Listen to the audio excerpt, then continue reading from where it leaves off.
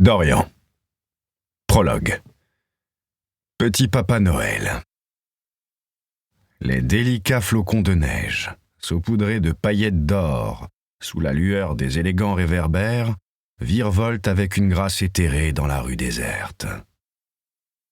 Voilà toute la poésie dont je suis capable à cette heure. Magie de Noël, mon cul.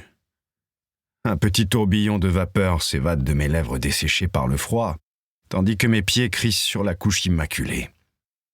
Les décorations lumineuses qui clignotent au-dessus de ma tête couverte d'un bonnet me tapent sur les nerfs. Amanda lancerait une pique sur mon esprit mal placé, mais j'ai l'impression que ces sapins pâteaux couronnés d'une étoile filante s'apparentent à des phallus géants qui crachent des jets. Ne nous égarons pas. Quand je suis à peu près bien luné, je savoure le bruit de la couche qui craque sous mes chaussures. Il me rappelle des souvenirs d'enfance agréables. À la tombée des premières neiges, je jaillissais de la maison, tel un boulet de canon. Je me réjouissais par avance de tous les plaisirs qui m'attendaient. Les jeux avec les copains de mon quartier, ma luge constellée d'autocollants, les bonhommes mal foutus, les batailles de boules endiablées. Je comparais ce léger crissement à celui des céréales au chocolat blanc en forme de lune qui croustillait sous mes dents. Cette nuit, je nage dans l'indifférence. Mon esprit adulte, devenu plus pragmatique et austère, est accaparé par ma mission, qui n'est pas des moindres. Retrouver ce connard de Père Noël. Je suis frigorifié. Dans la précipitation, je n'ai pas pensé à emporter mes gants, ni à enrouler une écharpe autour de mon cou, ni à sortir les pompes adéquates.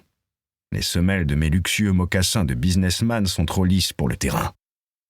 Vu que j'ai failli me casser la figure sur une plaque de verglas devant le bar, que j'ai trouvé fermé à mon arrivée, je me déplace avec une prudence méthodique, en suivant les empreintes irrégulières laissées par des bottines crantées taille 45. Je décoche un coup d'œil grincheux à la bête folle qui batifole joyeusement dans la neige autour de moi. Les chiens sont censés être capables de pister quelqu'un à l'odeur, non ? Parce que le mien ne m'est d'aucune aide. Mademoiselle plonge sa truffe dans un mont poudreux et éternue 2 fois d'affilée, sa queue touffue fouettant les airs. Son pelage noir et blanc parsemé de flocons, elle bondit comme un cabri avec un jappement enchanté. Bon Dieu, quel tintamarre! Ce sac à puce excité va réveiller tous les habitants du centre-ville. Silence, Silver! Au pied! Ordonnai-je sèchement en la désignant d'un index sévère. Mon boulet duveteux me regarde d'un œil espiègle, s'ébroue pour m'opposer à un refus et sprint vers un coin obscur en arrosant de neige un mur dans sa course véloce. Sur le thermomètre de mon autorité de maître, je suis à moins 30 degrés. Elle m'obéit uniquement si ses intérêts canins rejoignent les miens. Elle se fiche de mon objectif nocturne. Ce qui la grise, c'est de gambader et de s'amuser. L'excursion imprévue la ravit. Moi, c'est l'inverse. Je me serais bien passé d'aller me peler les couilles en ville. Il est plus de 3 heures du matin. Par chance, je n'étais pas encore couché. Je travaillais dans mon bureau au moment où j'ai reçu un message qui aurait paru étrange à quelqu'un d'autre. Un lien YouTube vers une chanson des années 50, Petit Papa Noël de Tino Rossi.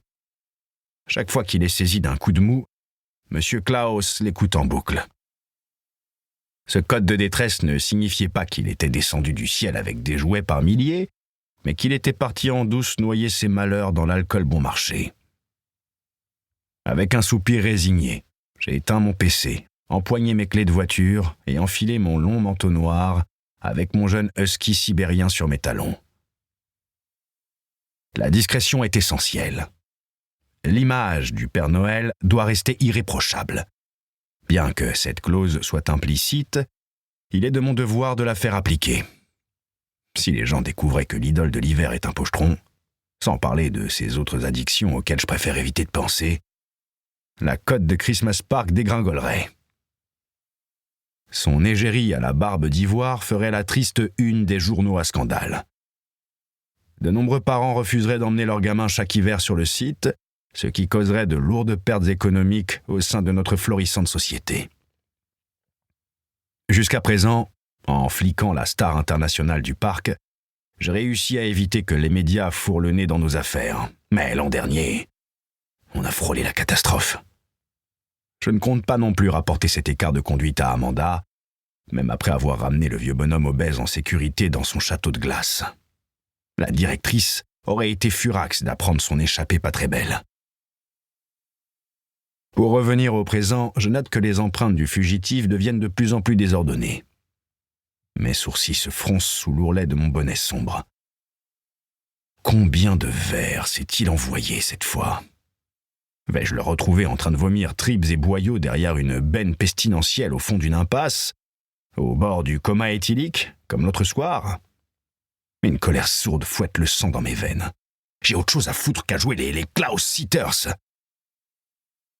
Sitôt qu'il aura décuvé, je lui passerai un savon monumental. Mais je reste conscient que mes blâmes ne servent à rien. Il recommencera à boire. C'est un cercle vicieux. En vérité, je ne suis pas énervé que contre lui. Le propriétaire du bar, son soi-disant pote à la vie à la mort, l'a encore laissé picoler et pire, a consenti à ce qu'il sorte dans cet état. Je fulmine aussi contre Amanda, qui me laisse gérer les merdes en coulisses pour briller sur scène. Contre mon ex, qui s'est défoulé au téléphone sur moi ce soir à cause des conneries de notre fils à l'école. Contre moi-même, qui suis trop débordé par mon travail, qui émousse ma vigilance. Contre les visiteurs irrespectueux de nos parcs ainsi que les milliers d'employés qui se plaignent de tout et n'importe quoi. Et surtout, contre les fêtes de fin d'année, qui se rapprochent à grands pas, synonyme de triple dose d'organisation, de paperasse, d'inspection, de recrutement, de rendez-vous, de coups de fil, de réunions, de complications diverses et variées. Je suis fâché contre le monde entier, en somme. L'aboiement jovial de Silver m'indique qu'elle a flairé quelque chose. Je relève la tête des traces. Enfin! La rafale brûlante de ma rage se délite, remplacée par une bise fraîche de soulagement. Il se porte bien. Je respire déjà mieux.